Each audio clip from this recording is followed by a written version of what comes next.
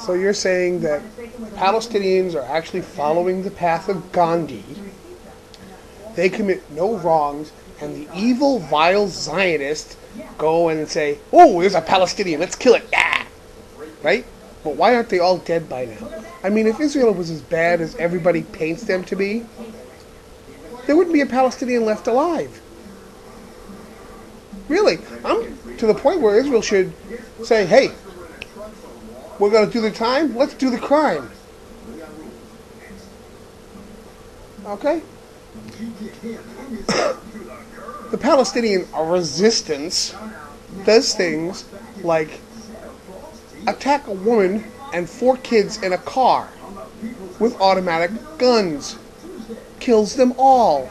This includes a pregnant woman. Ooh, that's just... Those evil Zionists, they were just such a threat that because they existed, the Palestinians had to gun them down with automatic weapons. Yeah. Okay? Does Israel do bad things? Yes, they do. I admit that. You stand here trying to say, "Oh, the Palestinians are just poor, innocent victims. They're being abused and whatnot." Learn some goddamn history, will you? Please. See, back at the turn of the century, the 20th century, 1900s, okay, there was the Ottoman Empire, okay?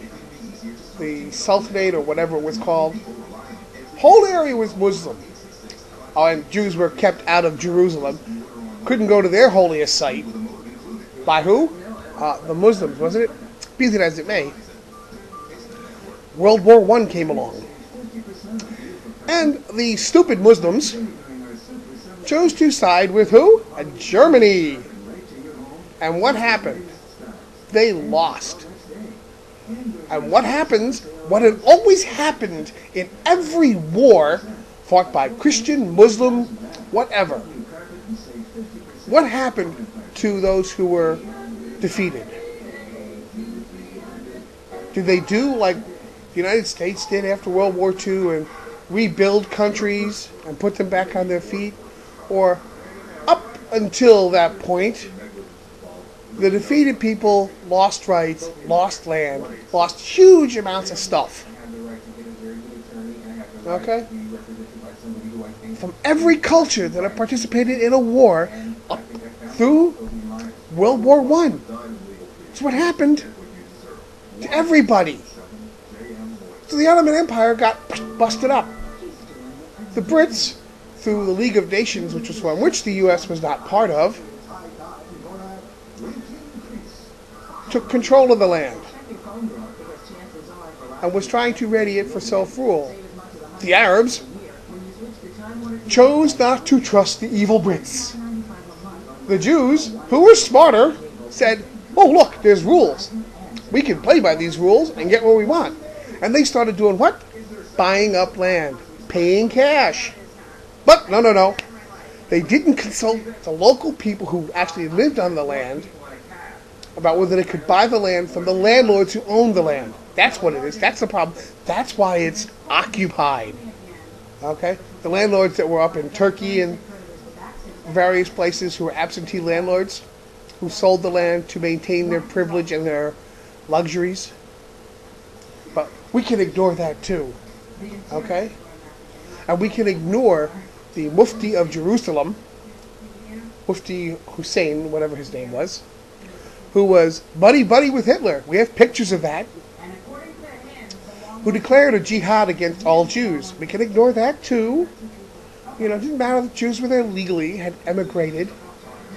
Irrelevant. Because the Jews were occupying the land while the Brits controlled it. And the poor Palestinian peasants, there was no Palestine, but were just being used and abused and killed recklessly. And in 1948, when the Brits finally left, and the Jews took all the land they had bought and said, "We're a country now," we can ignore that too. Okay? We can ignore that the Mufti of Jerusalem told all Arabs, "Get out. If you stay here, you're a Zionist supporter, and we will kill you." And they killed some Muslims and carved stars of David into their chest and hung them up in the public square. So people, what? I think I'll leave. Because the religious leader said leave, and if I don't leave, I get killed.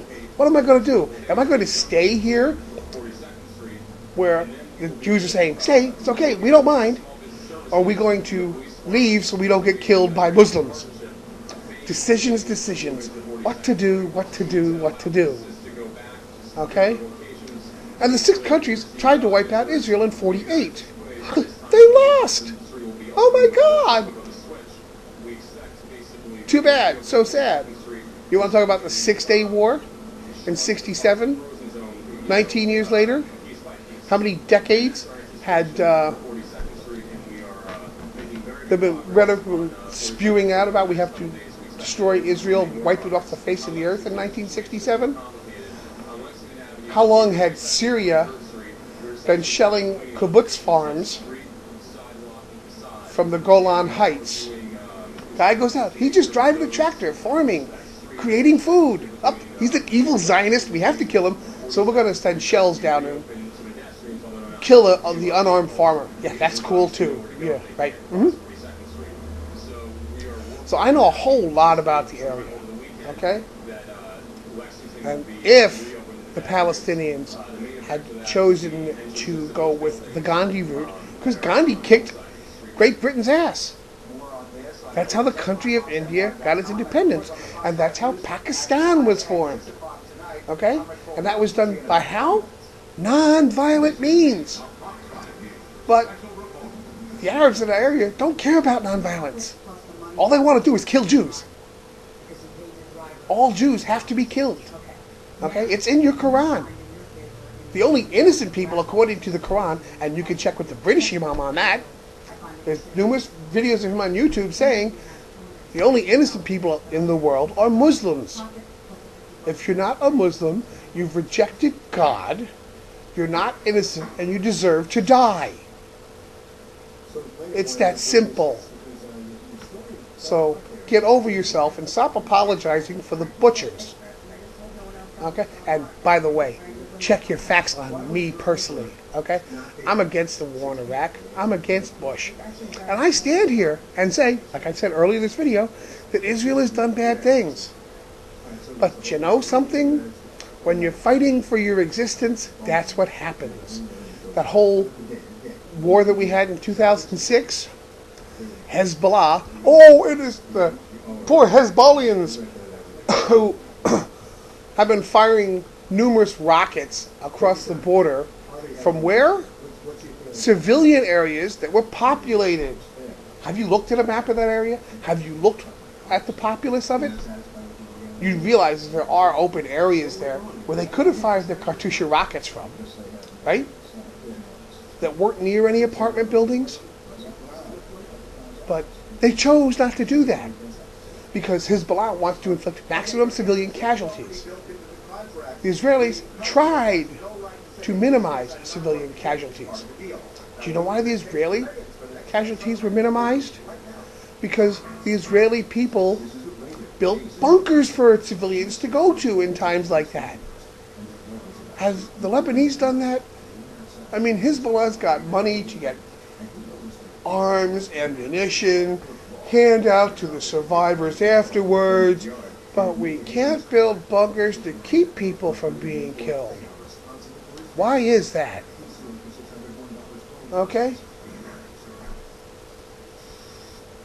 It's a bunch of butchers. That's all it is. That's all Muslims are. You may hate suicide bombers, but Al-Taqira, I believe it's called, where you're allowed to lie to non-believers. You're encouraged to lie. Okay? How do you prove to me that you're not doing that? And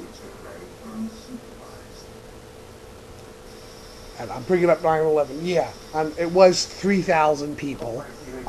If you like, I can go up to the memorial we have here in Essex County, and I'll film every name on there, and you can count them for yourself of everyone who died on the 9/11 attacks.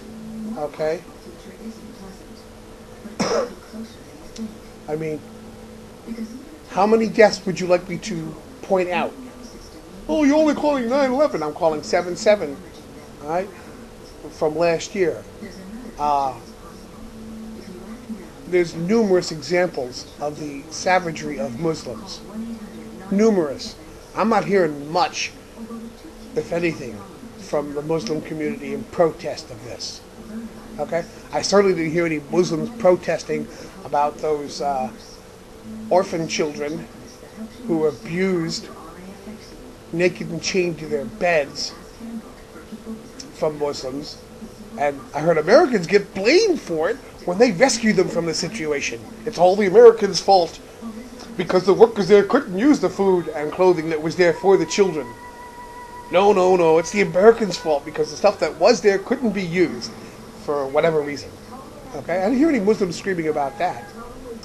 Oh, there's an American female soldier pointing and laughing at a naked Muslim's weenie. Oh, it's horrible. The torture, the shame. She has to be severely punished.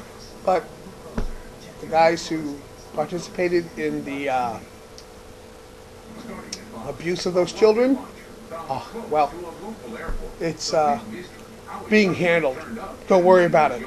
Meanwhile, the guy who was in charge of it, the labor minister, is standing right there next to the prime minister. Going, yeah, we're taking care of it. It was under my responsibility on my watch, but we'll be taking care of it. Right. What a crock of shit. You're a Muslim. The new joke gets to be, how can you tell a Muslim is lying? He's moving his lips. Okay? Oh, and do you fuck many cows down there in Texas, boy? Because I'm certain that's the only pussy you're ever going to get.